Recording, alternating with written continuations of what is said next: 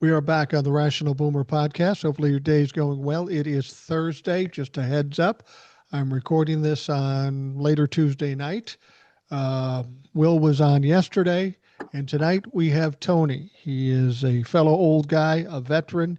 He lives in the red state of South Carolina. It's always a pleasure to have him in because he has some interesting insights. So, Tony, welcome back on the program. Yeah, folks, we have, so Mike and I, this is our third take.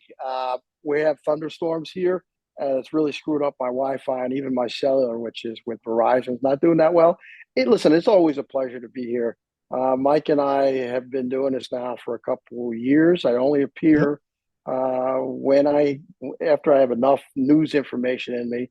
So every 4, 5, 6 weeks, something like that, Mike, that I show up. Yeah, something like that. And you're more than welcome to show up more often. People enjoy having you on the program. And this is a very casual show. This is nothing more than a conversation. So you don't have to be uber prepared to come on the show. I'm never uber prepared. I flip on the thing and just fucking go, so I can't expect you to be more prepared than I am. Well, I feel like I have, if I'm going to be a guest, I have to be a decent guest and I have to be up to speed. And it's been a busy time. Folks don't know, but I had a really favorite relative pass away. So I had to go to a funeral just about a week or so ago. And while I Oh, was wow. up there at the funeral, my wife broke her ankle. And so, and she was getting some stuff out of the attic. She shouldn't have been doing that, and she broke it. So now she's stomping around here in a boot. I bought her one of those knee scooters, and we put a little bell on it thing. She refuses to ride on there and ring the bell, but it's okay. So I had to fly back. We did do the funeral, but then I was on my way back here. So it's been an interesting couple of weeks, and so I would have appeared a couple of weeks ago, except for those things. Yeah, my wife fell at work and broke a rib and uh, her shoulder. So she's been in pain for quite a while. And my duties include helping her get dressed and taking shit while she's in pain, which has Oh been my frequent. God. She's Yeah. she's healing now though, and she's in good shape, and things are much better. So that's what Yeah. that's what we got to worry about when we're old, falling down, getting hurt. Yeah. Yeah. My wife's not a great patient, and she's not patient at being a patient. So she's been a little on the snappy side, and then she apologizes for being snappy. And then I get snapped at 5 minutes later after the apology. But I'm sure you are, and I know I am a pain in the ass. So we probably get what we deserve. Yeah, I could be a pain in the ass. I think my wife would second that motion. I think pretty much everybody in my family would say, and I like to, being a pain in the ass. I like to think that's my charm. That's what makes me special is being That's a why pain in that's the ass. that's why I love you. Yeah, exactly. A lot of people on the lives and a lot of people are on the shows. I give people a lot of shit. And I think some people are taken back by it. But if you grew up in my family or around my family, if we give you shit, we like you. If we That's right. don't talk to you, we don't That's give right. a fuck about you. Yeah, our My generation my had thicker grand skins. Yeah, my granddaughter even gives me shit, and my son will look at me like that's disrespectful. I go, no, no, that's cool. She's playing the game like I play the game. I dish it out. I got to take it too, and she's cute and she's little, so she gets to do whatever she wants. That's how I feel about mine too. They'll come up and push me in the belly like I'm the Pillsbury Doughboy, Yeah, and Pops takes it. I mean, what are you gonna do? yeah. She'll say something to me like that. You got a big belly, Grandpa, and I say, well, you got trouble with gas.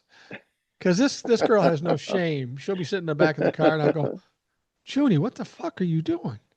Anyway, uh, So we it, need to talk. it it further Go ahead. proves he's part of my family.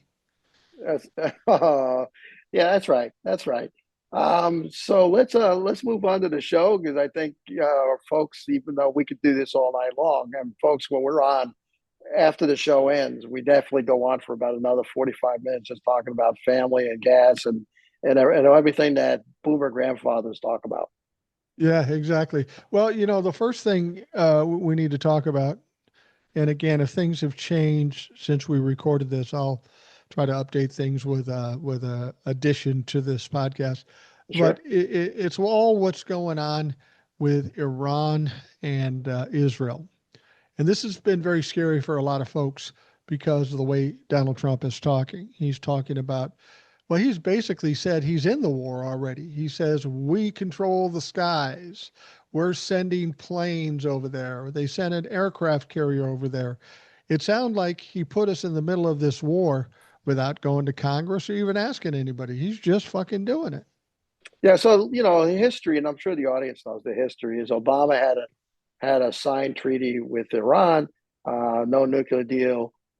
Trump came in his first administration, couldn't stand the fact of it, canceled the treaty, and Iran Mhm. has gone on since then. Um, so it's a little complicated now, but I think Netanyahu needs to stay out of jail. And so, dealing with Gaza, the next target would certainly be Iran, so he can stay as prime minister and keep crisis after crisis going on. Right. So the complicated part is I think Trump was kind of staying out of it until the No Kings thing, and his own military parade embarrassed him. And it was a show of weakness on his part. And so I think we've always been helping the Israel, and probably that's okay. So the other day, I think it was 25 aircraft took off and headed overseas, and they were refueling jets. Yeah. For those that don't know, the United States has the most capable and the largest air refueling uh, uh, squadrons in the world. I mean, it's not even close. And so NATO, if we had gotten into a conflict with NATO, would depend on the United States to bring that resource there. So I'm sure that Israeli jets are getting refueled by U.S. tankers. And if you've never seen one, and I have a few times been on an aircraft that did refueling, it's pretty cool. But the fact that his parade was so weak and flaccid was not a show of strength. So all of a sudden, now he has to show strength and to get a distraction away from the failure of his grand parade when the whole world was laughing at him. So what's the next step? Let's boast about some involvement in the war.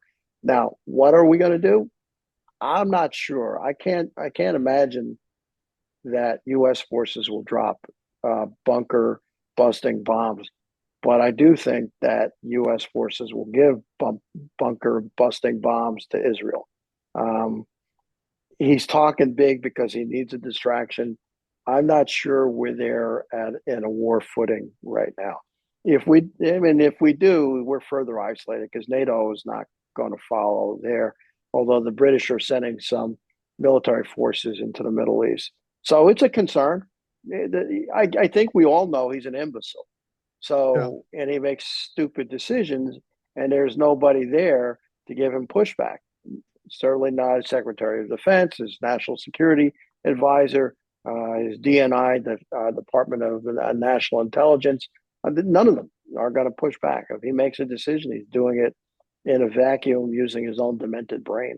So, if I had to guess, I would say right now it's 55 to 45 against U.S. being directly involved in combat. But by tomorrow, who knows? I mean, he does things on a whim.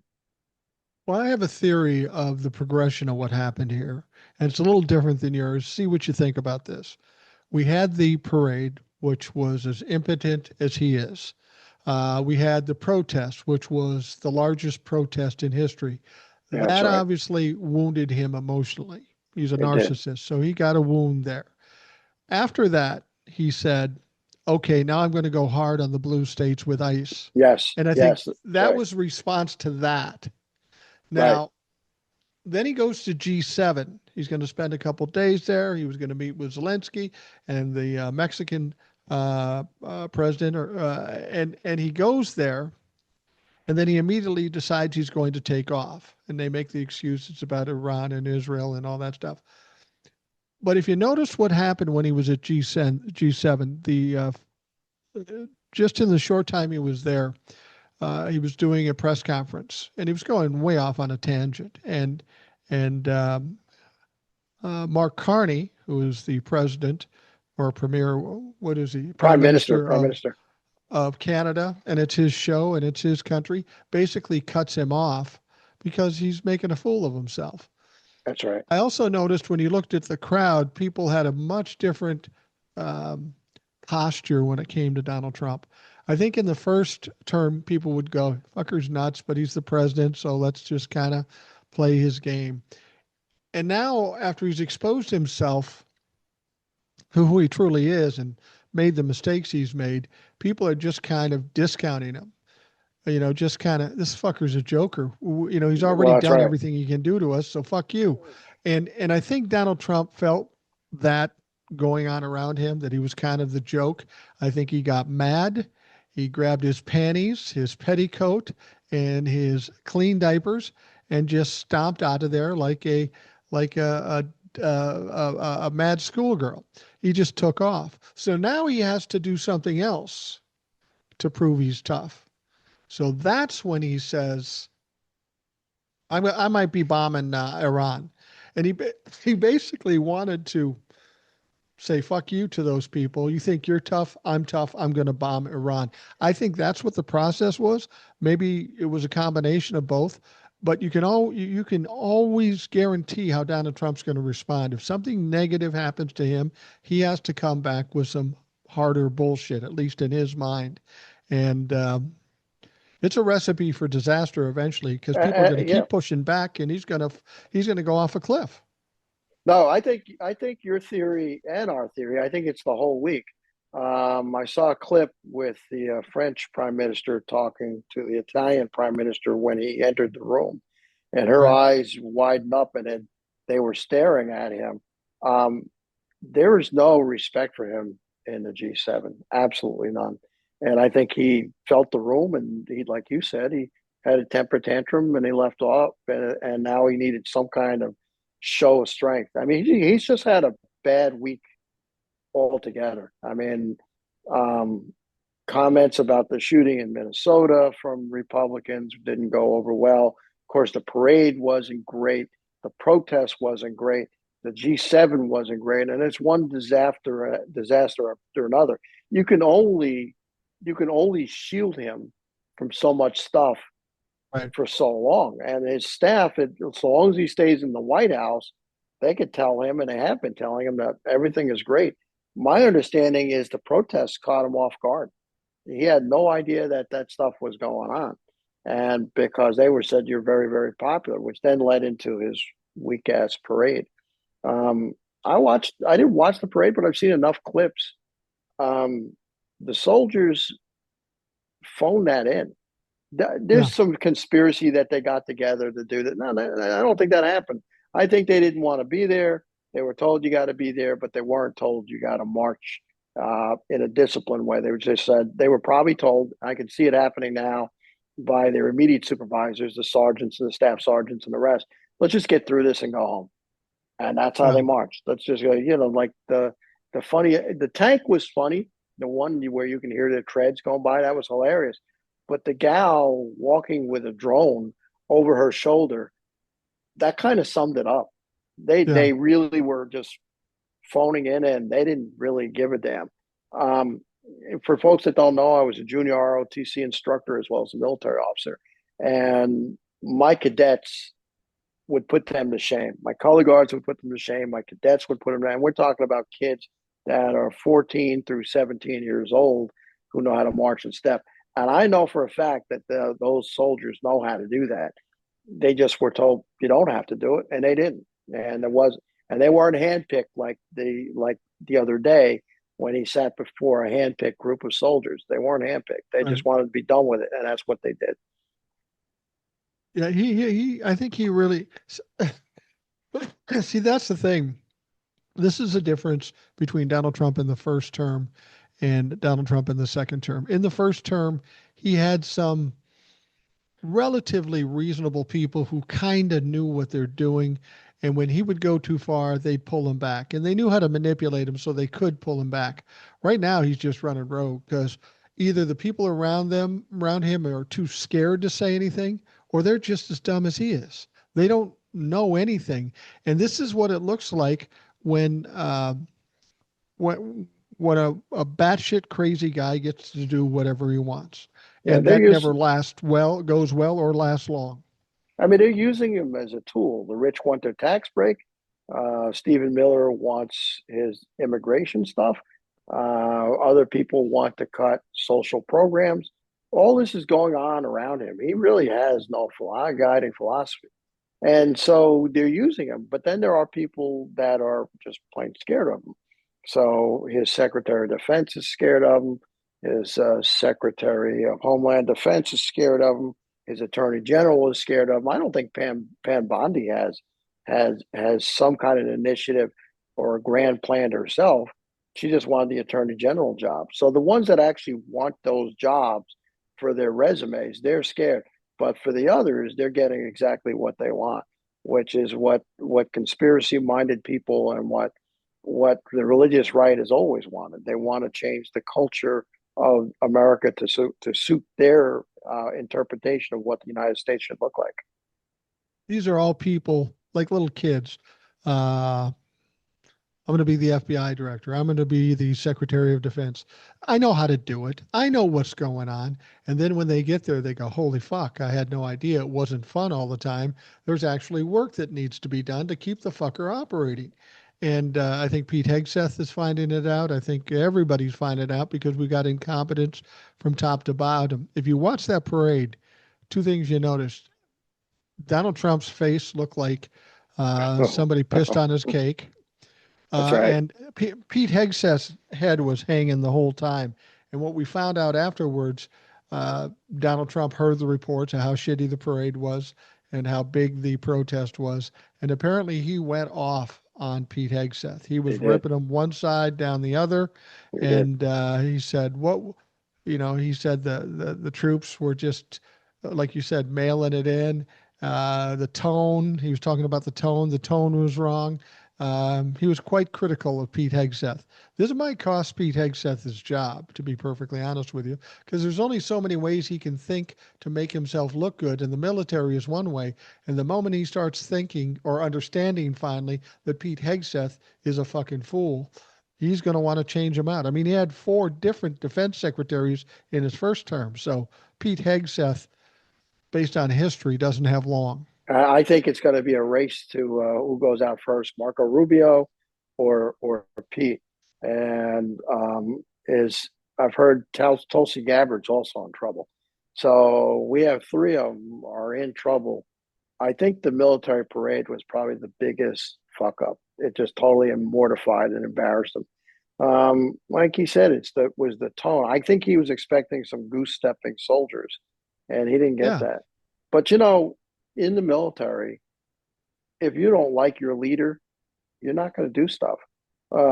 Quick C story. This officer was in charge um, of teaching these 2 enlisted guys sword drill for an event, and these were both senior enlisted guys. So they let this officer do it. So these 2 guys, when it came time to perform, they totally screwed it up. And that's kind of what happened at the parade.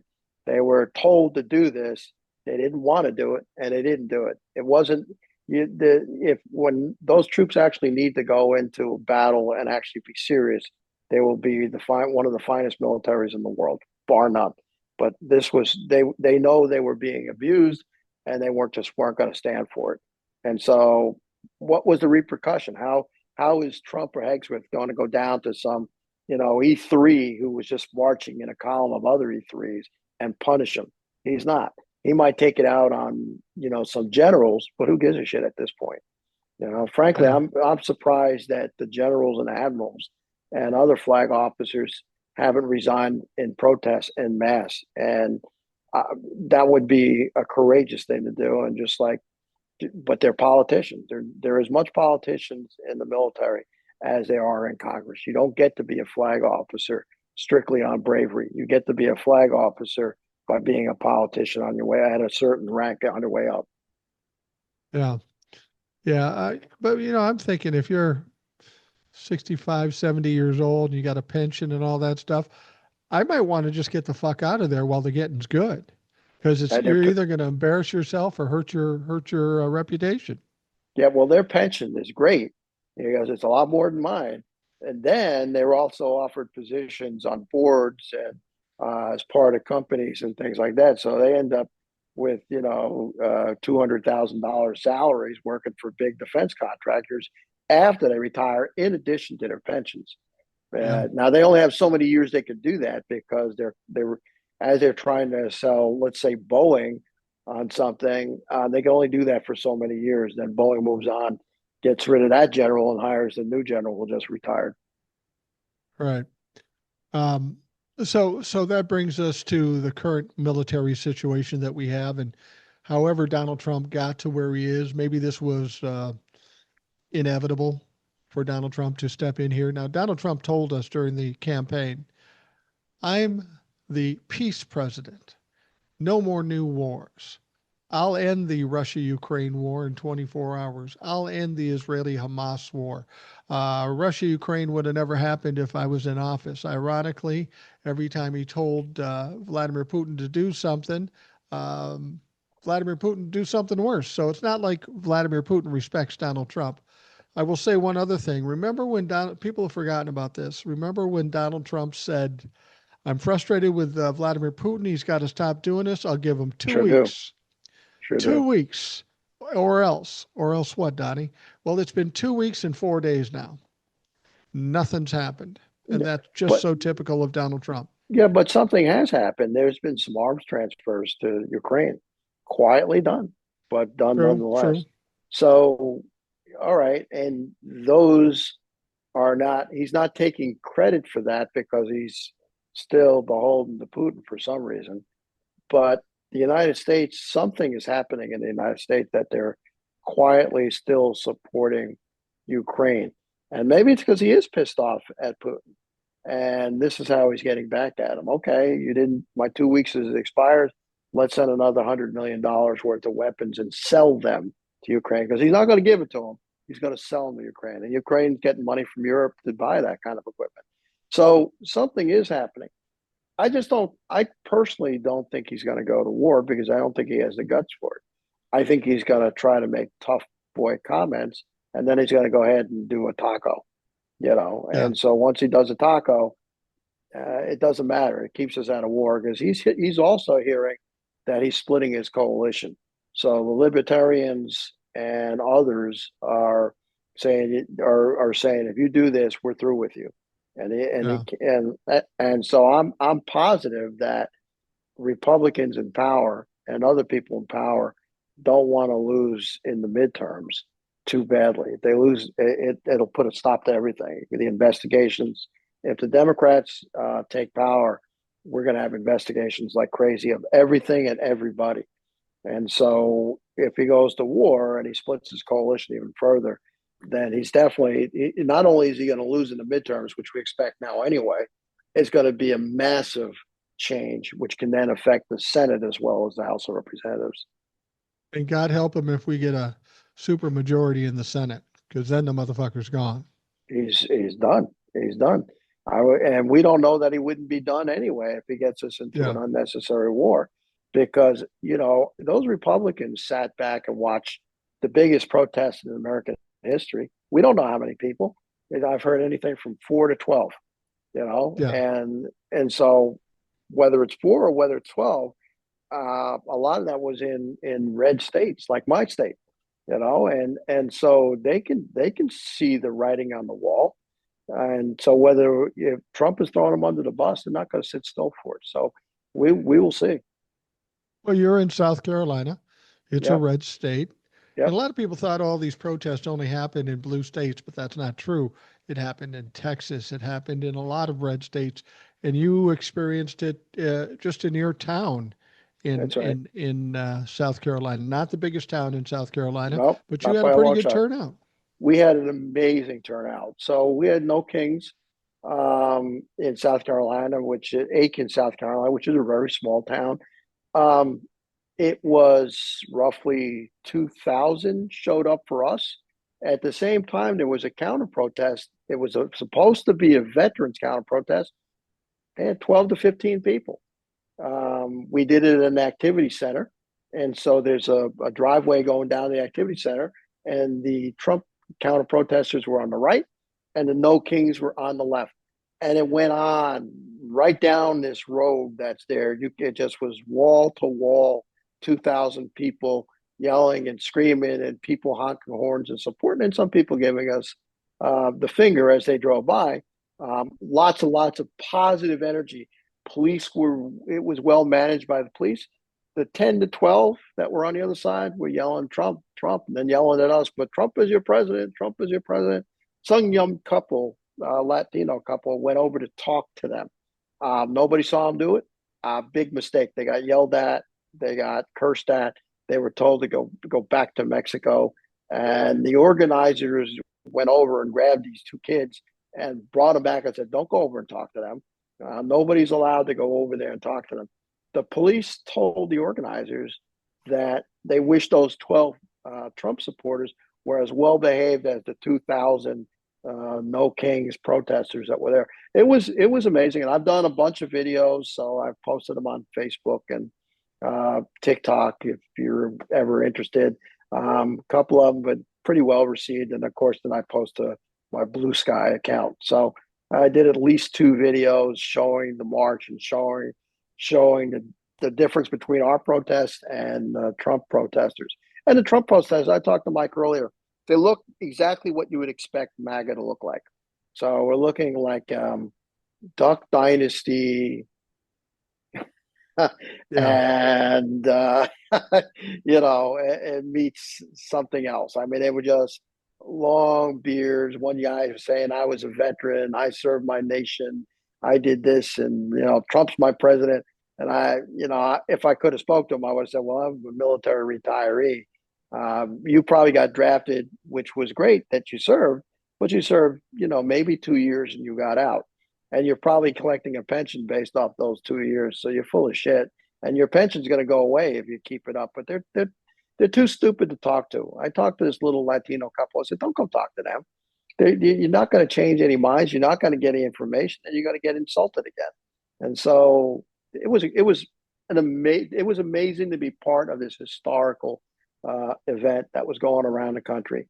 I can honestly say I was part of whatever number it was, and I was there for the No Kings. I don't know that it can be duplicated.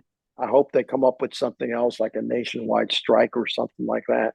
But the No Kings organization or organizations are still active because I'm still getting texts about other events coming up and how to be helpful. I think my use of time is based on influencing people, which I do on the various platforms that I show up on. Yeah, yeah, no, I agree. People say, "What are you doing?" I go, "I'm on the fucking internet every day, 5 to That's 10 right. TikToks. I do a podcast every day. I'm a little too old to be standing in a crowd of people. It's just not comfortable to me. I mean, I will go out to those things, but that's not my first choice. I got to think though. You talked about this young couple went over talked to the Trumplafucks. I have to feel that it might have been a little different if you and I went over to talk to the Trumplafucks. That could have been entertaining. It would have been it. Well, it would have been a battle that they couldn't outthink us. They couldn't outdebate us. So eventually, they would have got angry and mad and yelled and screamed, but we wouldn't have given a shit. I'll be 70 July 11th. I don't feel intimidated by anybody. I'm in good health. Yeah. I've got some fighting skills from just picking up a various bunch of things. And these old timers, I think, frankly, my 7-year-old granddaughter could take any of the Trump supporters that I saw that day. Well, these people don't look in the best health. They haven't really taken care of No, themselves. no, And, no. I'm not in my prime condition either, but even though I'm 65, advanced age, I still got it in my head that I could kick somebody's ass if I really needed to. Now, I don't know if that's true, but I give it a hell of a shot. I tell Well, you, I think, what I would tell people is maybe I'm not as tough as I was back in the old days, but here's what I know for sure. I can fucking take a punch and you will yeah, not knock me out. yeah, So yeah, you better hope that you've got a hell of a punch. But yeah. people our age getting in a fight is kind of silly. Right. It's just pointless. But some of these people can't control their tempers. They're just No, no. fucking crazed. my best video that I saw the entire thing. It was a bunch of Proud Boys in Atlanta. I think you may have seen this one, and it's something that I posted. And they were yelling and screaming at the protesters, and all of a sudden, like a band for the protesters showed up and just started playing this energetic music. And behind the Proud Boys, some girl got up on a platform, a car, and she's waving the American flag upside down behind these guys. And it's probably the most hilarious video that I've ever seen. And frankly, I think every protest from now on should have its own protest band to drown out any other counter protesters that are there. And it was so well done. And there was a poor police officer right in front of the band, and he's getting blasted by the sound. And eventually, the Proud Boys walked away. They gave up. They couldn't say anything, so they just walked away, and the crowd was yelling as they walked away. Great video. Great video. Real terms, the best way to handle these people, from my experience, is they are bullies.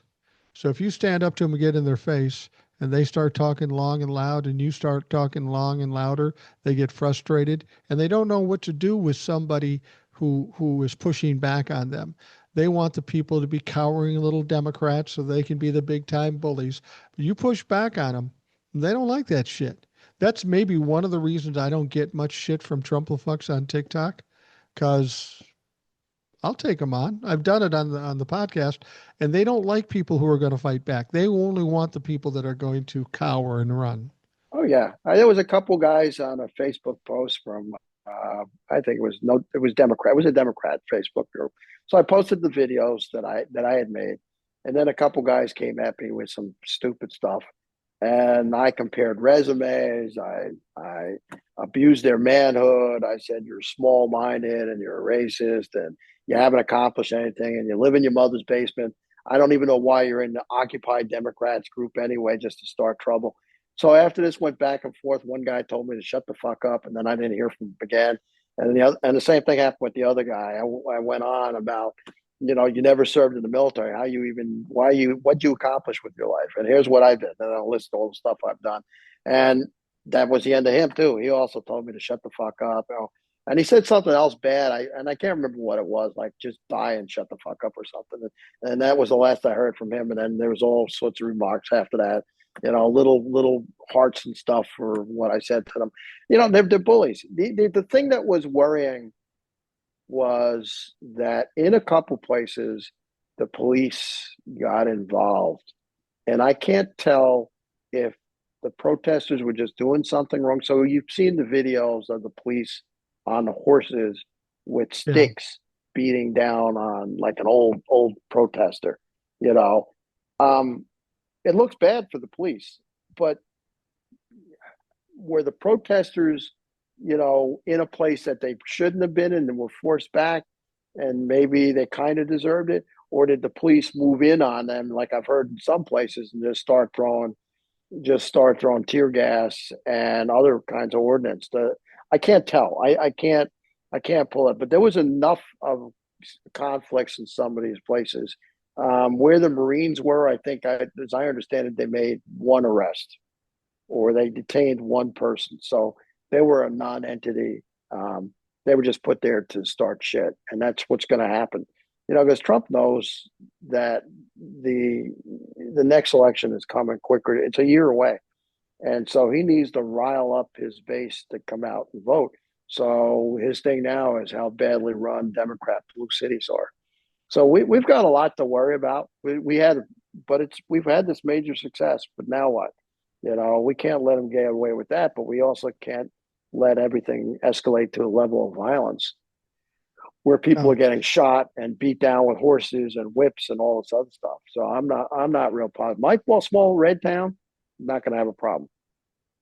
Were you But we're surprised by the turnout living in that area? yeah, yeah. I mean, you could run a rock against any Democrat here, and the rock would win.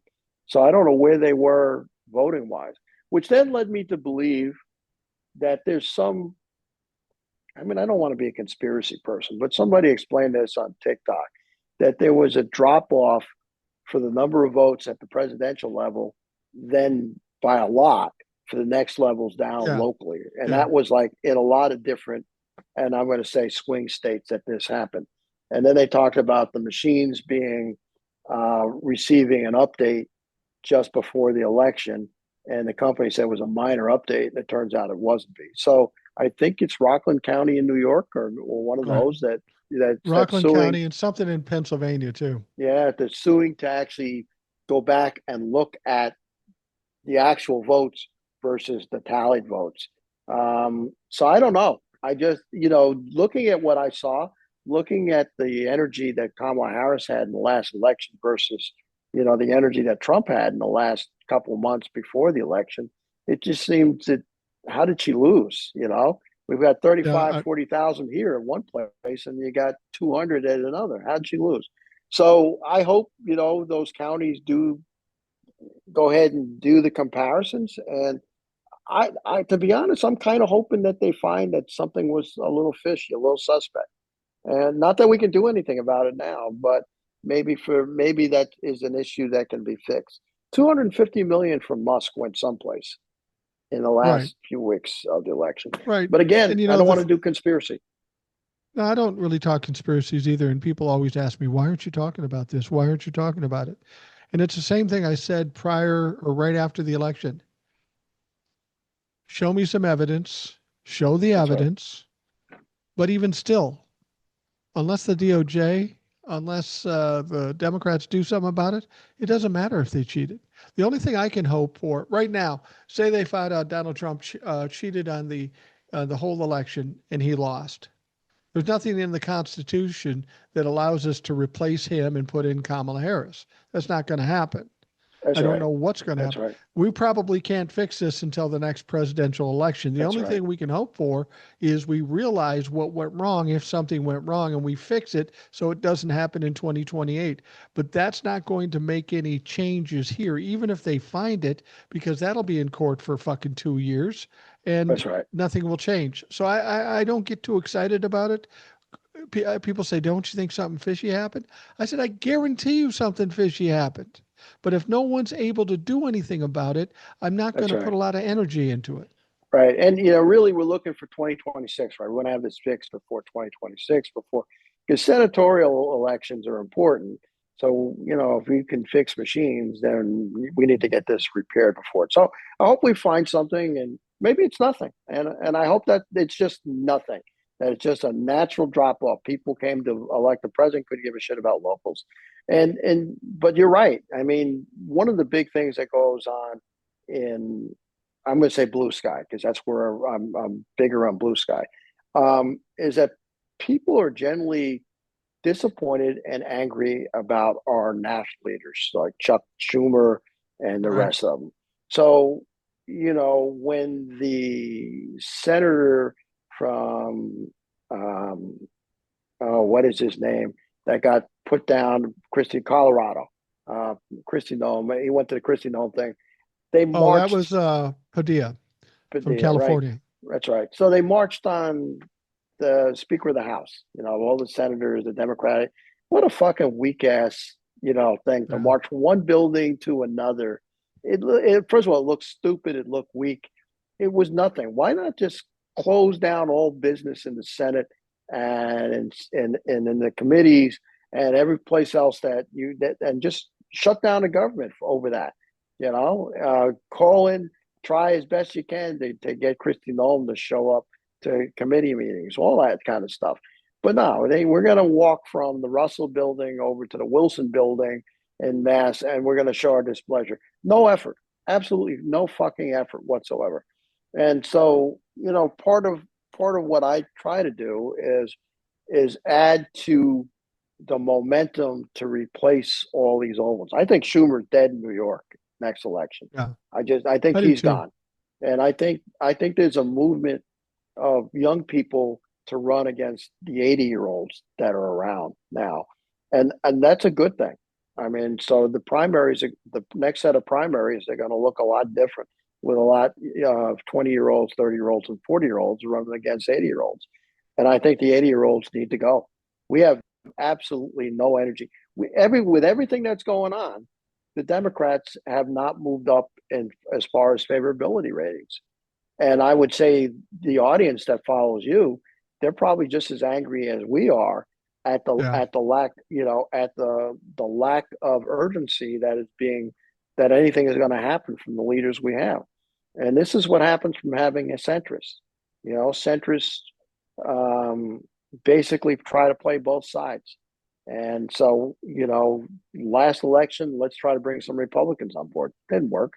No. We need to strongly support the AOCs and the progressive ideas that are out there, which are frankly popular among people when they're explained correctly. We have some spokesmen.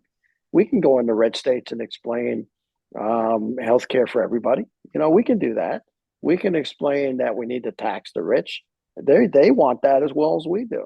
But we can't when we have centrists in charge of the party, and they need to go. The neo-libs that are there that believe in the status quo they just don't understand the urgency of the moment. They can't rise to the challenge. One theory in my life that I learned by growing old is if you do something and it doesn't work, it's probably best to do something different.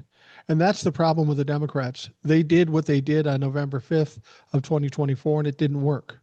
So why do you That's want right. to keep doing it? Because that's all they know how to do. They're out of touch. They're old. And here's what they need to understand. They need to look ahead. If you're looking ahead to 2028, as I understand it, the majority of the voters won't be boomers anymore. It's going to be millennials and Gen Z. So if your biggest audience is going to be young people, maybe you better offer up some fucking young people. Well, absolutely. We're in danger of losing the young men, and if we lose the young men in Gen Z, I'm not completely sure that the women make up for that. We can't be just, and I don't mean to be insulting, we can't be just the women's party. That's how we're perceived. We're perceived as being the women's party. And you can say, well, fuck that. Women are strong as hell, and they are. They're Well, better yeah, than the men, right? But the fact is, we need the young people to be Democrats and at least believe in progressive ideas, even if they're not in the party and they're independents. And right now, they're looking at Democrats and they're going, what can they offer us? So then they turn to some moron like Trump. And, JD is going to be, I guess, the Trump apparent heir. And he's a lot smarter and a lot smoother. And so but a lot I'm, weaker. A lot weaker. you know Nobody what? likes him. No, nobody likes him, but he seems to be gaining a following on the right. If he gets a gains that the money will follow the popularity. And right now there is nobody else on that side that is opposing him. Can you think of one Republican who's going to run for office in No, 20? no, but we don't know a Democrat that's going to run for office. I mean, we Well, need yeah, some we kind of know a direction few. and a leader there. We know a few. I think that Mayor Pete's going to run. I think Kamala may or may not run again. We know Gavin Newsom is going to run. We know what's his name from where Pritzker, from who? Yeah, Pritzker Pritzker's going from to Illinois. run. Walls I think will Walls run. is too. Yeah, so we have a pretty good bench. But can you think of anybody on the other side to match that bench? We're going to have a Yeah, primary. We're really going to have a real primary. So JD is going to become the darling of all their information people. They're gonna push him up as the heir apparent because there isn't anybody else unless it's another Trump. But I can't think of Trump Jr. running. I don't. He may be popular there, but I don't see it. So he's not you've that. got yeah. So we need to be prepared for that. Um, But and here's we've something else to consider. Here's something else yeah to consider. We know how badly Donald Trump is failing here. He's fucking up the yes economy. He's fucking yes up everything in this country. yes Um, and if this continues and he either keels over in office or they get tired of him and they impeach him or he resigns or whatever fucking happens, um, JD is going to be connected to Donald Trump. And I'm convinced that at some point, Donald Trump, when he's gone, he will become a Nixon, a pariah. A lot of people won't like him. And That's they right. probably That's right. won't like anybody connected to him, too. So if I'm the Republican Party in 2028, I don't want JD. I want somebody that comes off kind of the opposite of Donald Trump, somebody that it's at least perceived somewhat reasonable, like a John Thune or somebody. Not that he is, but he's more polished at it. Well, see, you're not wrong because you're thinking rational. You are the rational boomer.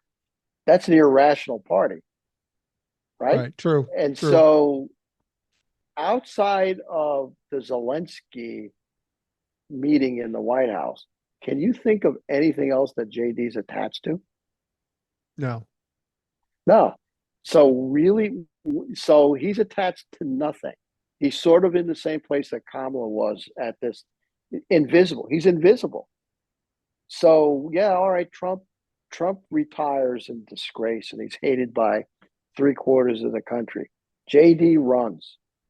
Um, the crazy fuckers that are irrational on that side who now own the party, that's their guy. I because a lot of the Republicans have disappeared, either left the party to become independents or they've been superseded by MAGA types. So I mean, as I look at this, I can't really think Christy Nolan. She's a Oh, Jesus weaker, Christ. right? Christy Nolan will run, but so what? Can she win? Can she beat JD, who's invisible when Christy Well, she's a Nolan has been? woman and it's a Republican, so probably not. No, right, exactly. And what's her job? Homeland Homeland, Security. right? Which is ICE, right? So she's Right. going to be tagged with all that shit. And JD is such a snake that in a primary debate, he's going to tag her and say, "You're the one who created all the divisiveness in this country," because he has no morals or no values or anything. He's a chameleon. Yeah, I mean, so he's the guy to worry about. We got Trump for 3 more years. I mean, let's face it, we're not even a year in. I'm exhausted from this guy, Yeah. and everybody else is exhausted. But JD's invisible, and he's the next threat.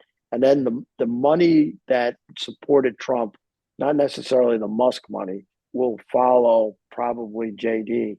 He's got money behind him right now, and he is no Mike Pence. And Mike Pence uh, burned his bridges. He's done as a politician in this on that side anyway.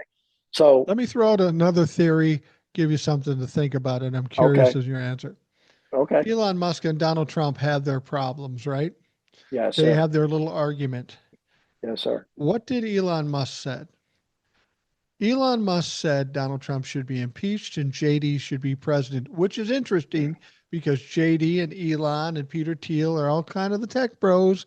And we That's right, always thought that might have been the obvious choice, get rid of Donald Trump and put the tech bro in. But right. he said it out loud.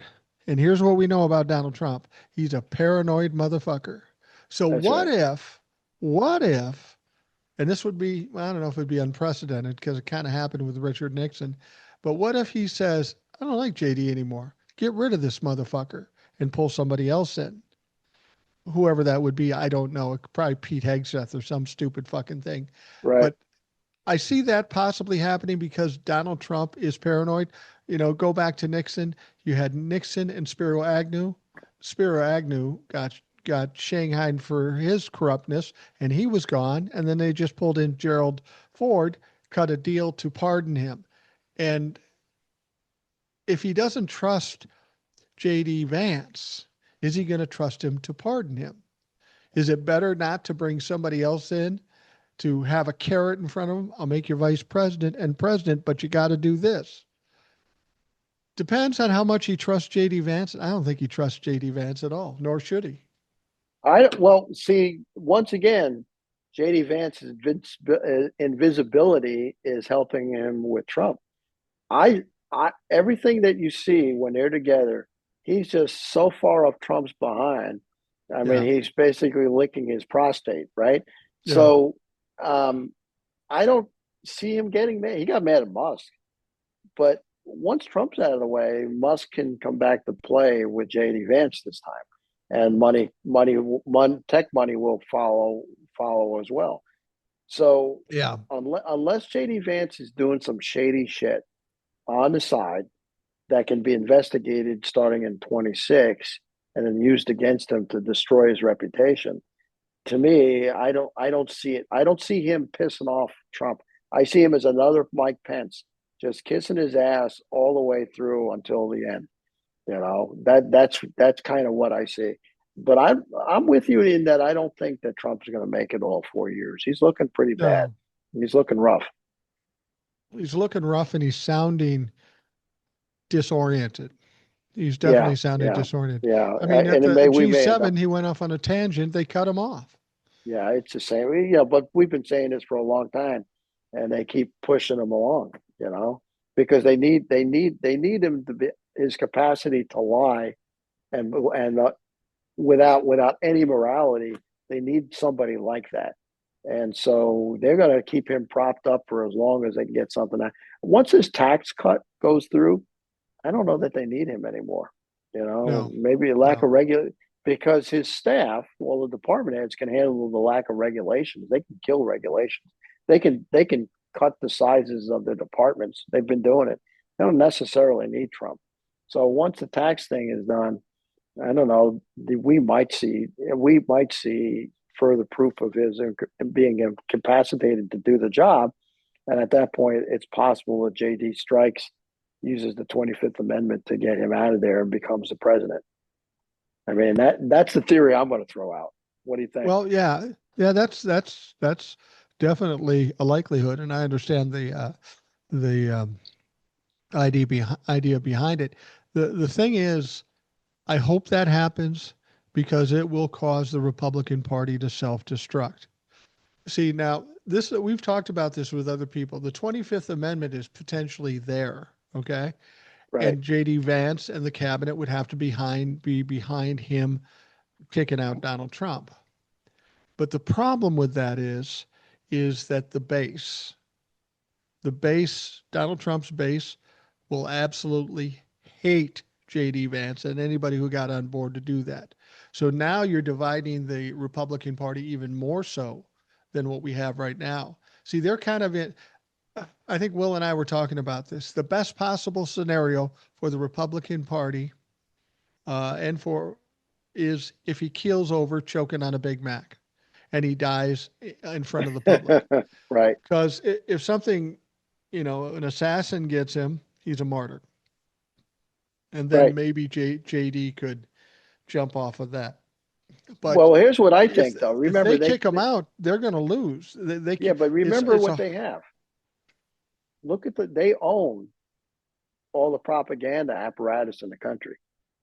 yeah, So the way to do it is to just show Trump in all his glory diminishing, and true. then say, well, we're going to have to do this for the good of the country. But we recognize he's a hero, and however they want to say it, I mean, they're better at this than I am. So then they quietly remove Trump out for the betterment of the country, while also rewarding him and giving him accolades as they're removing him and putting him in a senior citizen home. And that's what I think, because there's enough. Remember who the true enemy is. Trump administration are certainly bad, but the real enemy of this country are the super wealthy. They're Right. the ones who want everything their way. And they're the ones who own the propaganda. They're the ones who own the think tanks. They're the ones who drive everything that happens with the GOP and the culture wars, right? So they drive this. If they want Trump out, they just need to. Fox News just needs to show Trump at his worst for long enough that that the population on the base will accept his removal. I mean, that's how I think of it. I mean, if I were Yeah, you're in, probably right about that. I mean, at some point Trump becomes a liability, and the powers that be, the real enemy, do not want him to be a liability that destroys everything that they've gotten so far. Because let's say for some reason this tax thing doesn't happen till the midterms. Midterms come, the Democrats take over, it's dead. So they need Trump now. They can't make any changes now that will foil their attempt to get all this money and all the regulation changes that are going to happen with the big beautiful bill. They need him in power. But after that big beautiful bill comes through and all its awfulness, they don't need him anymore. And he then becomes more of a liability going into 26 and then into 28. I mean, that's kind of how I'm seeing it, because little by little, every day he's looking worse. Make a good point because I've talked about this on the podcast before, and I can't remember who brought this up. Maybe it was Eric, maybe it was Will. But the turning point with Donald Trump's viability as president, they were saying that it's not the Republican politicians, it is when the oligarchs are done putting money into them. And if they don't pass this tax bill in a way that they are comfortable with, they're done with Donald Trump. And as soon as the money dries up on Donald Trump, the Republican Party will kick him to the curb at that point because there's really, like you say, no value. He's a liability at that point. Yeah, the calls from the mansions to their pet politicians is going to happen, and they'll say he needs to go. We need it. We need him to go, and you need to do it quietly, or we start not sending you money, or we primary you. Probably primary, because they want to retain power, so they need somebody. They need bodies in all these offices. So taking away the money from most of the senators and certainly from the representatives is a good way to motivate them to do what the oligarchs want them to do. If this all goes to shit like it is, and all these efforts with Project 2025 and the giving tax breaks to the wealthy, uh, all this has been pretty well publicized. So people who would normally not being paying attention to politics now knows all about this. It's out there in the open. Do you see a point where the Republicans uh, step back a little bit and try to take a different approach, a little less aggressive approach, in order to curry favor with the voters? No, no, because they're moving ahead with the bill. They all have individual concerns. So New York, California, it's SALT. Supposedly Collins is something to do with Medicaid. They all have small concerns, but at the end of the day, they're going to push through this bill. And to be honest, they don't. They're not even saying that this is going to trickle down. Because the people that vote for them, the base, are too stupid to even know this is what the bill is. To be honest, Yeah. they're getting led with furries and led still with the trans and women in sports and all this shit. They're still being thrown that kind of stuff, and it's just plain fucking ridiculous. Why they're accepting a bill that's going to take away so much from them and give it all to rich people. But no, I don't see the Republican Party. They're not even trying to hide anymore what they're doing. It used to be healthcare was and Social Security were off the table. I don't see that all being off the table anymore, and I think they're just pushing it through. And the people that are deficit hawks on the Republican side, they're not wrong. What they're wrong in is how they're approaching the deficit by taking it away from people and giving it to the rich when they ought to be taxing the shit out of the rich like we used to and working on a deficit. But the fact remains that they're saddling our children, our grandchildren, with an amazing amount of debt. And debt service right now is probably a third of the budget, right? I mean, Yeah. it's probably as much as the Department of Defense at this point, and they're going to add more to it. And they don't care; they're going full steam ahead.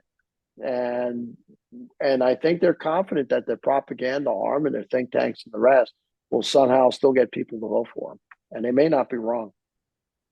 No, they may not be wrong, and that's one of the things I've said about the Democrats. You can't do business as usual. You've got to you've got to look at what's going on and meet the energy of the enemy. And it's a street fight. It's guerrilla warfare at this point, and that's not something the Democrats are used to doing. So we need to find people in the Democratic Party who can fight at the same level that the Republicans do. You got to be loud, you got to be in their face, you got to be talking stuff. I mean, let's be honest.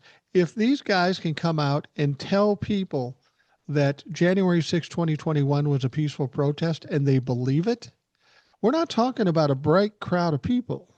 So No, maybe we've got to look at the lowest common denominator too. And unfortunately, that lowest common denominator seems to be 49% in this country. Because I don't care who you are, if you voted for Donald Trump after he was convicted 34 times, you can't be a bright individual. no, you're right. And I listened to some of the folks that like the Cubans. Like the Cubans have got their status revoked now, and so they're starting to deport them back to Cuba. Fuck them, you know. In Fuck all them. honesty, and I listened to a couple of them. We voted in for him because we know he could fix this country. That's all they know. They have no other information other than what they think and feel, and that's it. And so there's not much we can do. But what we really do need, we need sharps like Gavin Newsom through this entire thing with ICE has been to be honest, he's been a shark. He's been fighting tooth and nail. He's been using the social media. He's been going completely after Trump with everything he could do. He's been abusing him. He's been mocking him more so than anybody else. And that's Yeah. exactly the kind of fight we need. We need the politicians to go into the red states and make a case for progressive values. The only problem is all the centrists, which outnumber the progressives, they won't do it, you know. And we don't have enough numbers in the progressives like the AOCs and the Jasmine Crockett's to go out and do it for them. Even Mayor Pete is more of a centrist than he is a progressive. I you Yeah. know I love the guy. I love the guy. I don't want him as my president. He's not representing my values. If he's a centrist, if he's a neolib, then let me have the shark who's going to represent him, even if I can't stand him. I'm not a big Gavin Newsom fan. He was persona non grata till his crisis, but he has showed resiliency and brains, and he's doing the good fight, and that's what we're going to need. Um, and unfortunately, Pete is really good about showing up on Fox News, Yeah. and I kind of see him a little bit in social media, but nowhere near as visible as AOC and Jasmine Crockett. And we need 100 of them to crisscross the country through all the red states. We showed it during the protests. Hundreds of thousands of people showed up in Nebraska and in Georgia and Indiana and places like that. The people are out there and they're hungry for change. And the Democratic Party is just not capable of making that pivot. Let me ask you this. The No Kings protest, biggest ever in history. We know the Republicans took notice of it because they're all over TikTok going, "So what? No Kings didn't do anything." Yeah, okay, fuck you, you whiny little bitch. Do you think the Democrats took notice of this and it made a point with them? I Because they've think never this. seen this before. I think that the centrists didn't understand how to then move along with the movement, if you know what I'm saying. This is a movement now, right? No Kings was It a is. movement. And but that when you have a movement, you need leaders, you need people that you can follow. So we've got all these followers who went out, they got the message, and they did what they should do. But now, who do we follow? AOC, we know from Kamala that AOC probably can't run for president as much as I want her to. I don't Yeah. think she could win this time. I'm hoping she does someday, but I don't think she can. I don't think she's valid for 2028. And frankly, I want her to take Schumer's place. So great. So yes, the Democrats noticed. I think they were proud, and Schumer was happy, and he did everything else. Then what? Nothing, nothing from those guys. Crickets. I mean, this thing was the other day. They took credit for how great the protests were. Now nothing, no action from them. So the answer is they took notice, but until we can change the needle in our own party, we're going to have a hard time winning on a national level against what's arrayed against us from the other side.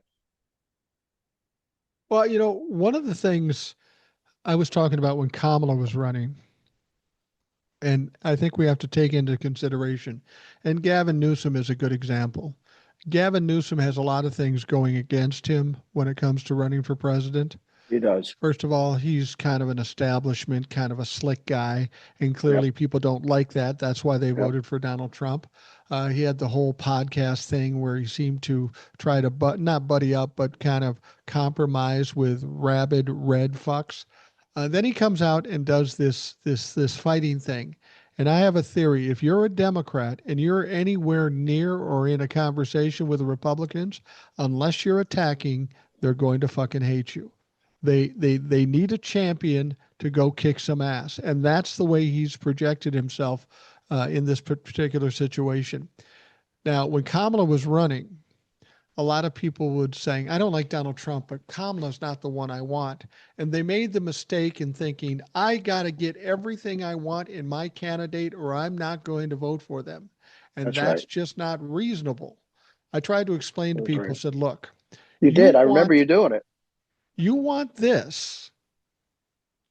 And Kamala doesn't give you all of that, but at least you'll be on the road to getting that. If you vote for Donald Trump, you'll never get it. So you gotta be able to compromise a little bit. I don't like her totally, but at least I'm on the road and be a little more patient. Whoever we vote in 2028 won't be probably the fixer of everything, but at least put us on the path to the next time around. We've got to get the Republicans out of the way because they're like a fucking disease hanging over our head. We're not They running really at full are. capacity because of the disease. We got to get rid of the disease in any way we can. Whoever we can get elected as president, we got to get them elected president. And then we say, okay, now let's get what we want. We didn't get it all here, but at least we got out of the fucking mess. And people have to understand that you're not going to get everything you want on any candidate, but especially in this circumstance, because we're pulling out of. You can't pull your car out of a mud hole without getting mud on the fucking car. Get it out of the mud hole, then get it washed, and that's kind of what we got to do with our government at this point. Yeah. The key was not just the people who voted for Trump, but the no votes. The no vote was Yeah. a vote for Trump, and there were millions of no votes. And but sitting in Washington doesn't generate the kind of excitement and get them out. This protest was amazing, but I think now that we're a few days past it, um, I'm not seeing anything. I mean, wasted opportunity. I saw what's his name from New Jersey again speaking on the floor of the House and almost in tears again. And now seeing him now, Cory Booker now, it's like I'm not impressed. Those look like crocodile tears now. Yeah. You want to lead, get the fuck out of Washington and come someplace and lead. Go get yourself arrested someplace, Yeah. like Padilla. Go someplace, do something. Floor of the fucking Senate doesn't do it, and it seems to be all of them. I'm trying to think of outside of Bernie, who in the Senate is doing anything. I don't see it. So, we need to fix our party. We got 1 year to fix our party because we really need, but we really should be putting out everybody that is a good speaker on our side needs to be out. And I don't know that anybody is a grand plan. I don't see the think tanks. I don't see any of this stuff happening. And we're wasting the energy that the populace is given them, has handed them all this wonderful energy and momentum, and it's our own party that's wasting it. We had a lot of work to do, and we're not out there. And we can't expect the Obamas and the Clintons and all those people. They had their I got turn. Their you. turn is in the past. We don't. It's great when he gets up and speaks, and I still love when he gets up and speaks. But he's in the past. He's gone. He's done. Yeah. We can't expect G.W. Bush to get up and all of a sudden decide to get in. It's not going to happen. So we have a brand new Republican Party that is a cancer on our society and needs to be stomped into the ground. And unfortunately, we're not putting on our boots to do that stomping. and it's pissing me off royally. You're doing your short, you're doing your part. You know, you're having people like me and Will and Ed and all these other folks, and we're all saying the same thing. You know, and then all of us pretty much have other channels that we're trying to get out to the population. But we need Right. something bigger than us and people bigger than us to get out there. We have some great podcasters, you know, and they're Yeah. out and they've got, you know, we've got former Republicans in the Bulwark and the New Republic and the Lincoln Project. We've got those people out there saying it, but they're not just the ones they're podcasters. They'll reach an audience, but they need follow through on the ground by 1,000 AOCs and not the one Chuck Schumer that's a waste of space. I just want to Sorry. say something. I get a lot of people. I get a lot of people saying to me, "Well, what about Jasmine Crockett? What about Jasmine Crockett?" Now, I will tell you, I love Jasmine Crockett. This woman is very smart. Oh, She's very smart. She's I very got this. tough, and she can hit the street too. She's tough as hell. But you have to understand about Jasmine Crockett. She's a freshman representative. She's in her first 2 year term. She's not ready to do anything yet until she runs again and wins and runs again and wins.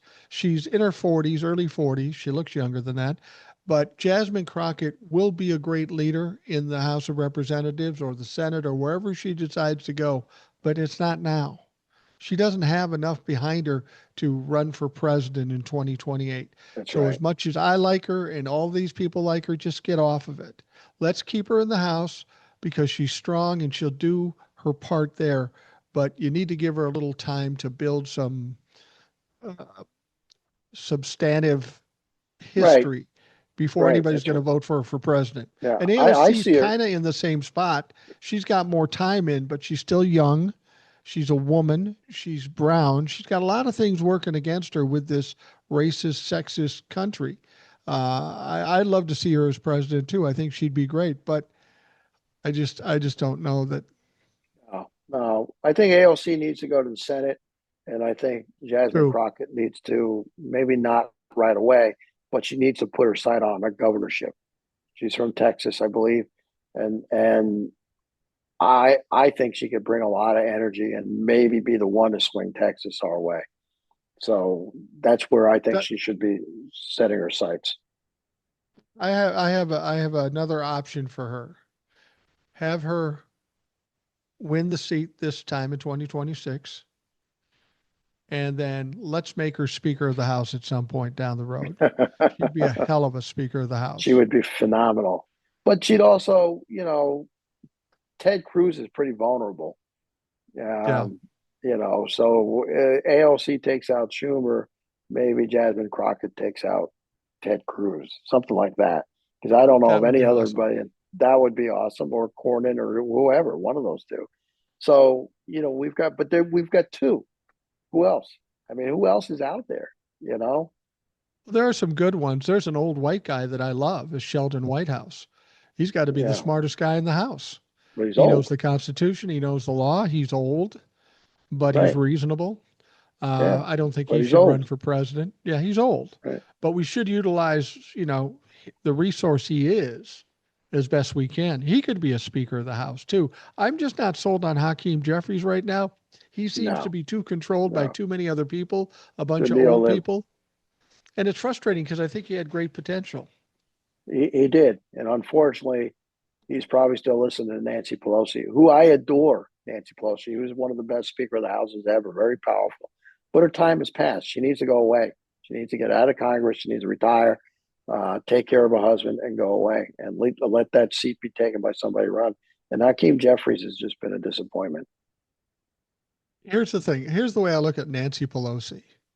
I like Nancy Pelosi when she was Speaker of the House and tough and smart and anything, everything. But this is a comparison I would give you. When I was a young man, I thought Anne Margaret was the hottest woman on earth. And Yeah, she was. yeah, She was hot. I liked her. I liked her as an actress. I liked the way she looked and all that stuff. Well, she's still with us. She's like 80 years old. I still like her, but she's not hot anymore. She's not on the forefront of my mind. So right. that's the kind of, I mean, at some point you get to your expiration date. You've got to know when to stop doing something. Just because you've always done it doesn't mean you're still in a position to do it. You're not going to see Ann Margaret in a bikini. And we shouldn't see Nancy Pelosi in the House of Representatives anymore. I'm with you. She needs to move on. Spoken by like two old boomers. I'm 70, you're 66, I think, and we're 5. both saying 65. I'm sorry, I added a year. So we need to change out. We got to get these old people out. They belong Yeah. for. They're still fighting the battles that Clinton had, and that's not the Republican Party. Trump is not Bob Dole. Trump is not Ronald Reagan. Trump and the MAGA movement, it's a movement. It's got to be attacked by another movement. And these people are not, they're not capable of leading it. So this entire session with the two of us has been really railing against old people and deservedly so. We don't get together too often. But that's where the fight is. But we have to remember who the enemy is. And the enemy is not so much Trump, but it's the billionaires behind him and the wealthy that have been had their way for way too long. And it's all over. We all know who it is, but the fight is. But unfortunately, the centrists depend on corporate money. The corporations have bowed down, the lawyers have bowed down, the universities have bowed down. So we see that corporations can be cowed as well. And we need stronger people than what we have that don't depend on corporations for money and status and the rest of it. Yeah. And I think George Soros needs to kick it up a notch, start pouring that money out again, just like the Republicans say. Let's start Yeah, dumping. We need some oligarchs on our side that are reasonable. I don't know if we there really are do. any. Um, didn't we have the guy from Starbucks? Yeah, yeah, I think we might Yeah, have. I think the owner of Meta, Zuckerberg, can be brought over. Just has to be approached the right way. Musk is pretty pissed off, although I wouldn't want him to be on our side in any public fashion. But Musk is pretty pissed off. But some Musk money thrown into primaries people, and because his idea of a centrist party, that's been done before. But that crazy little bastard from Texas during the first Bush thing, I can't remember his name. Remember he ran against Clinton and Bush, and then he started his own party. Oh yeah, what was his name? The little Yeah, Weasley guy. a little crazy little fucker. Um, but that we're just not going to get another party. So you got Democrats, you got Republicans, and you got people who claim to be independents who vote either way. But generally, Let they me vote the same way. let me ask you this: the Republican Party, once Donald Trump is done, it has to change. There's going to have to be an overhaul done with the Republican Party because what Donald Trump has done, people are going to want to separate themselves from that because it's just going to, that stink is going to stay with them forever. But with what's going on with the Democrats, I have to wonder if our whole system doesn't get an overhaul. Maybe not by choice, but by the people of this country. They're getting, they hate the Republicans because of what they're doing to this country. So you would think, well, then they love the Democrats. But then we find out they don't love the Democrats either. People are completely unsatisfied with everything that is our government, everything that's in Congress, everything that's been in the presidential office, whether it be Biden or Donald Trump or who's ever in Congress. It seems to me if some dramatic things happen, we might see some dramatic changes in our government. I don't mean in the way we handle government, but the people in the government. There may be a wholesale um, fire sale for some of these people. I think there may be more people losing their seats than even they expect. I hope so. But historically, there have been changes to party, like the Moose Party doesn't exist anymore, and the Whigs don't Right. exist anymore. What's different now is the Citizens United effect, unlimited money. So coupled to the kind of technology we have now that never existed. So when the oligarchs during Hearst and then some of the other very wealthy people back in the latter part of the 19th century, they controlled the newspapers and they controlled the telegraph and the rest. And they used their money to get their way as well, right? So factories, and it took movements of unions to change, make things change in the society. Then World War II came along, and Roosevelt, who was actually a patrician himself, got in Social Security and all these other things. Um, the rich want to go back to that 19th century model. This is nothing new historically, and Right. but what is new is the fact that the law, instead of protecting us and giving us an advantage as a movement, is now set up to protect them, to give them the advantage. And that's what has to be changed before we can actually see a wholesale change in everything. Because even the Democrats, since Clinton, have bought into being corporate and in the middle and neoliberal and fair trade and all this other bullshit that the rich like, instead of being progressive and giving us, free health care, or maybe not free, but universal health care for everybody. They don't fight for those things anymore. So we have to cut off the money spigot. We need we need somebody to get in there with a Senate and the Republicans to attack the wealthy, so that we can then go into and change policy and law and everything to kind of give us back rights. Like, I'm in a state where unions basically almost can't exist because the rules are against them in this state. The only way to make effective change is to go ahead and do it at the federal level, to say unions should be able to exist whatever state you're in, and get rid of these right to work rules that are across the country that were designed to protect unions. So you're not wrong. It's just that things are a little bit different because of unlimited money coupled with technology, which frankly they own, right? They own all the newspapers, they own all the radio stations, they own Fox News, they own a bunch of other news stations, they now own social media. And it's hard to fight against that, if to fight those kind of effects.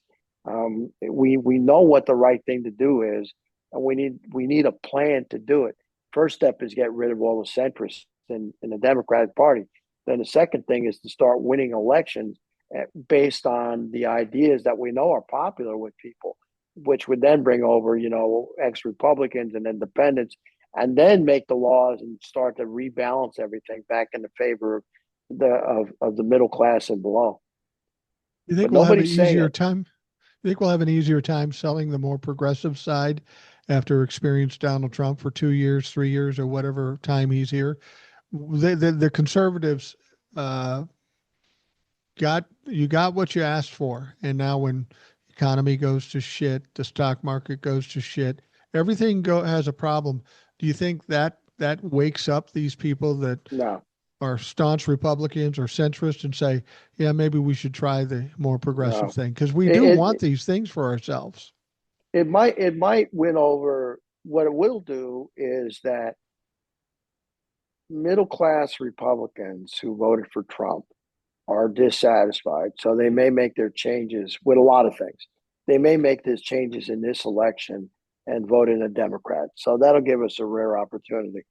The people that are out in the countryside, the real rubes, I don't know. We can't reach them, and we don't have the way of communicating with them that we need to, except by going down to those districts and speaking to them, Yeah. and showing our best foot. And I don't see that happening.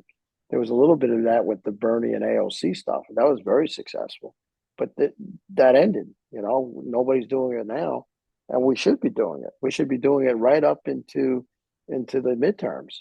We have in my district Joe Wilson. Joe Wilson has been here for years. He's another chameleon.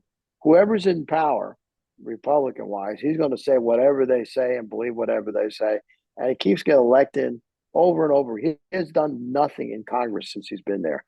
Joe Wilson has maybe named one post office, and that's the only thing that he's ever put through as a bill that ever got through. Yeah. So he's primed for the pickings, but he runs unopposed every single time. We don't have any leadership here where I live on the Democratic side. We've got we've got the same people in charge of the parties, and they do the best they possibly can. But most of the Democrats are people who would lean towards Democrats, just plain don't vote here. And so that's how you get a Lindsey Graham, and you get what's his name, his other counterpart, and that's how you get a Joe Wilson that stays there unopposed, and whose son is now the Attorney General here in South Carolina. You can't we can't get there from here until we get out and start talking to people. Trump is going to make a mess. We're going to win the midterms, and we got a good chance of winning in 28. Unless they, because I still think it's going to be JD is going to be the standard bearer in 28. But we have such a weak party that I don't know that we can make a change that goes past 28 into 32 and the rest. And that's what we need. We need 4 or 5 straight victories like in the old days to be Yeah. able to fix the problems and to get some of the initiatives that we know are popular. They are popular. I think if you talk to people the right way about Medicare for all in my state, even in the real poor places, they're all for it. But there's nobody out there talking to them about these things. If you talk about taxing the rich, they're all for it. If you talk to them about infrastructure, they're all for it. If you're talking about a tax cut for the wealthy, they're all against it. All these are universal ideas, but we're weak tea on our side, unfortunately. I'm sorry. You, I'm so disappointed with with our party right now. no, I get it. I am too. I think a lot of people are. But what you said about this Joe Wilson, it's weird. He's a representative in the House. I've never heard that fucking name. I don't know who he is. He's the So lie guy. you Remember when lie? Obama? Yeah, remember Obama was doing Oh the yeah. State of the Union. He's that guy. That's it. Oh, That's what he's known for. That's all he's ever done. my point is that you said he runs unopposed. Is Yep. that what the Democrats do? They look at South Carolina or other red states like that as a throwaway. We're not even going to waste our time. We're not Right. even going to try. Well, Right. that's stupid. Right. That's right. That's the You get DNC. somebody, you get somebody with a good voice and maybe a little charisma, and you start talking to people like you said. You could probably pull some people over to your side just to give up and say, well, that's South Carolina. We can't win it, so we're not fucking with it.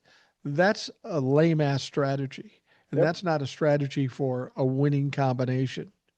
Unless the way the DNC works, unless they can raise so much on their own to start with, they're not going to get any DNC money. And if it's thought to be in a lost state, and it's been this way for decades, and this Yeah. is how we've progressively lost state houses. And once we lost state houses, we lost governorships. Little by little, red has been just getting bigger and bigger and bigger in states with no population.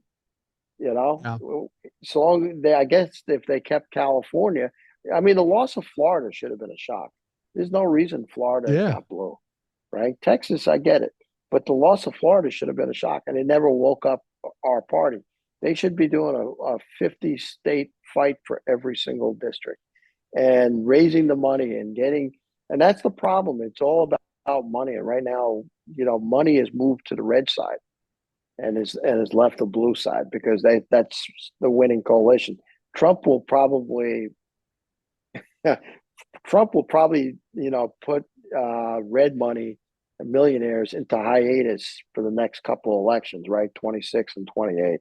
Trump is so bad, it's hard to imagine that the billionaires and the millionaires would do it, especially after they get their tax cut. They may go dormant for a couple cycles, which is what I hope. But we What if they run. don't get their tax cut? Um, I I think they're going to get it. I'm sorry, but they're going to get a massive tax cut. It's going to go through. It's Well, the not even thing because about it Trump is, wants it, it's in the Senate right now, and right? it's not going to pass the way the House put it. They're going No, through this no, thing, and no. then it's going to go back to the House, and then you got the divisiveness there. It may take a while to get this thing to pass, and it's going to piss off some of these oligarchs. I don't know what it's ultimately going to look like, but there are Republicans don't want the Medicare thing because they know it's political suicide. And without cutting Medicare, it really doesn't work Right. the way they The want to do Medicare it. or Medicaid. Medicaid, I'm sorry, yeah. Yeah. Well, Medicare ultimately, Right. That's they right. pointed out if you cut Medicaid, then it will trickle down to Medicare. But if they don't get the cuts to Medicaid, and that's a red line for a lot of people in this country, Republican and Democrat. If they don't get that, it's impossible for them to get this budget done. And there's going to be Well, people pissed off and people relieved. there are enough people who are, I think, in the Republican side who are willing to add more to the debt. So let's say they come up with a grand compromise. They still make some changes to the rules for Medicaid, which forces the state to throw thousands off. But it's not as big a cut as it is now from the House bill. And let's say they take out some of the other things like a 10-year moratorium on states being able to regulate AI. Let's say that goes away because the tech guys want that. But let's say that goes away because the Senate doesn't want it. I think at the end of the day, they're going to come up with it may be just a stripped down tax tax cut for the rich, and that's all that'll be in there. It may not be a Project 2025 bill. It may just be just a giant tax cut, and that'll be a win. He'll sign anything that's a giant tax cut, even if the other Project 2025 initiatives are not in there. I think, and it'll just add to the debt. I mean, the CBO came out today. They said it's a terrible bill. It's going to add to the debt. It's not going to pay for itself. And they don't care. They're not even Yeah. pretending. They're going to pass something because they've been told to pass something. They're going to pass something.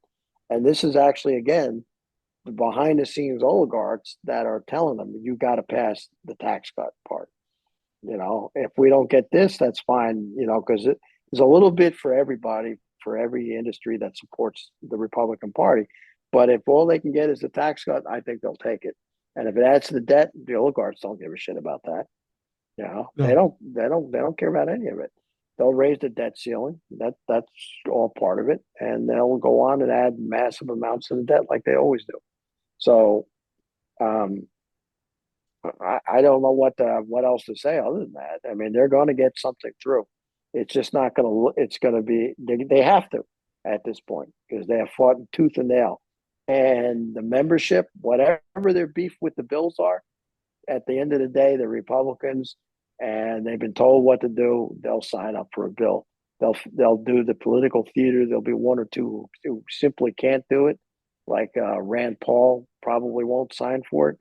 But Susan Collins, she'll put a Yeah. name on that, right? Yeah. Well, I think should that happen, and the debt goes $2.8 trillion. I think that's what the CBO said the new amount was. Right, The Democrats need to hop on their fucking bicycle and ram that down everybody's throat all day, every day. Because yep, this is, these people are the ones that always rail about the deficit or the debt when right. Democrats are in. And here they are adding more. They added 7 trillion when Donald Trump was in last time. They're probably going to add more this time when it's all said and done.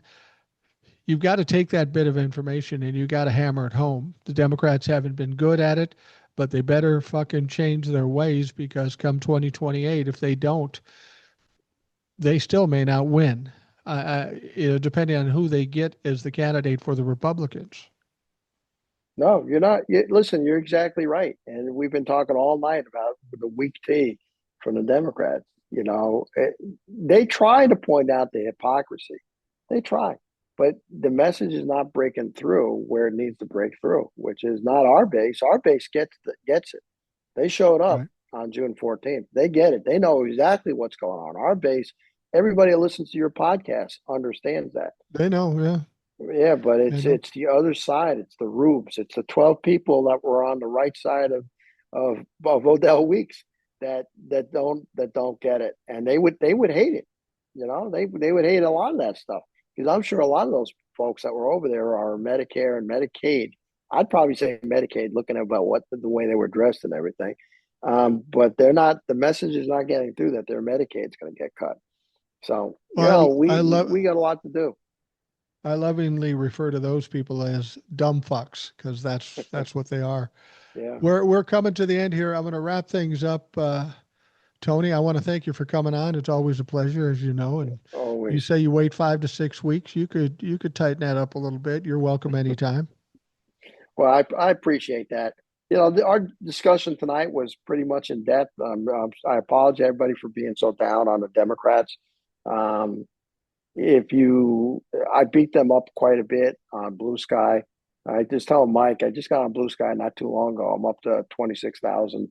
So my goal is to become, I don't want to be paid for anything. I don't give a shit about getting paid, but I want to have some influence. And so it looks like I'm going Absolutely. all, it Yeah. looks like I'm going around pretty good. And I sign off every post I make with Tony. So if you're looking for T902 on Blue Sky, that's where I'm at. I'd love to have you guys. And I do a lot. I don't do much political with TikTok stuff because that's for my family and my lightsaber school that I run. But I pull a lot out of there. And listen, June 14th showed that we've got numbers. And regardless of how our leadership is, we've got to keep the momentum alive. And the next, whatever the next big thing is, please show up to the next big thing because that's how we're going to affect change. We can't depend on our leadership to make change.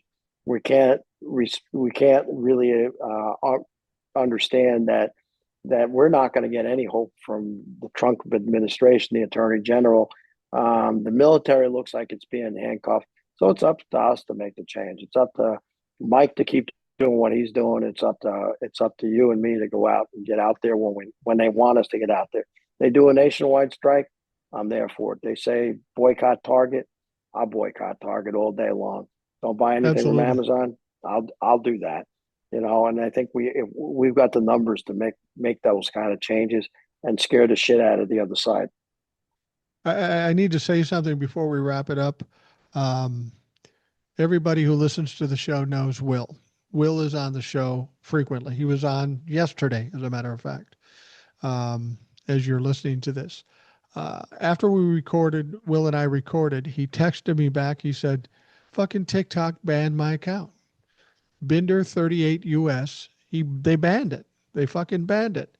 And Will gets a little, he gets a little fired up, and I don't think he certainly deserved to be banned. It was probably a bunch of Trumplafucks that come together and try to take him down, and they were successful. Now, whether Will get his account back or not, I'm not sure.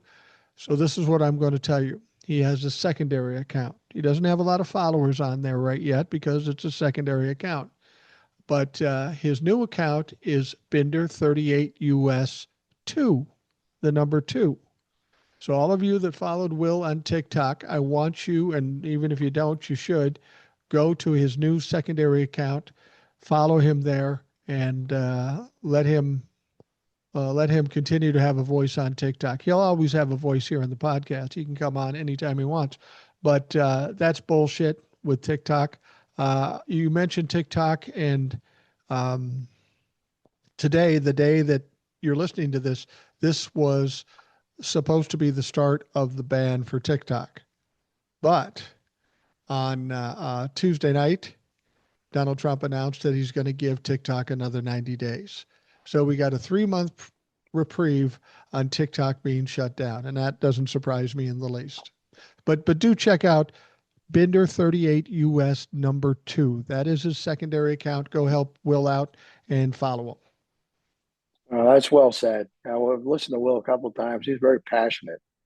He is. He is. He Um, is. and how's old soul doing? She's doing great. She was on the show recently. A lot of people listened to it. Her talking about the situation with being in detention. It upsets me to know that they put her in detention and she had to go through that bullshit. And I know a lot of people said, well, if you talk about this stuff, well, they told her, they said, when the people were debriefing her, they said, you probably don't want to talk about this. It could be dangerous. And in old soul fashion, she says, fuck that. I'm going to be talking all over the place. And of course, she was on my live and she was on the podcast. And, a lot of other people came to me and said, well, if you talk about that on your show, people are going to get mad at you. They may threaten you. I go, what's fucking new? They don't like me anyway. That's And right. they don't really throw that many threats at me, but I'm not going to shut up. That's not how you beat bullies. I don't let you win. We've got to say what we know, and we got to get the truth out there and shut these motherfuckers down. I don't, they can threaten me all they want. I don't Yeah, give a well, fuck. well said. What are they going to do to us? There's a good thing about being a boomer. We're kind of set in our ways, and we're not the kind of people that they're going to fuck with. To be honest, they're not going to What are you gonna deport out? us. You know, What not are you going to gonna? arrest us. What are you gonna out me to my boss? My only boss is my wife, and she's more rabid than I am. So go ahead, Mine, fucking do that. yeah, mine too. Well said. But listen, thank you again for letting me appear, and it was, it's always Oh, fun to see you. it's always a pleasure. And like I say, you don't have to wait 5 or 6 weeks. You can come on whenever you want.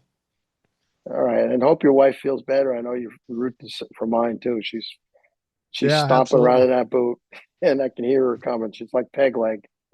Yeah, yeah. Well, I hope she feels better. My wife is feeling a lot better. She's still kind of a little moving a little gingerly in some points, but way better than she was. She's healing quickly.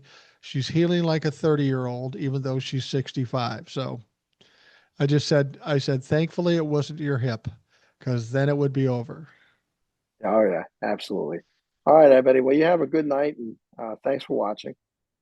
All right. Thank you very much for those of you watching. Thanks for taking the time. I hope you have a great day, and we will talk to you again tomorrow.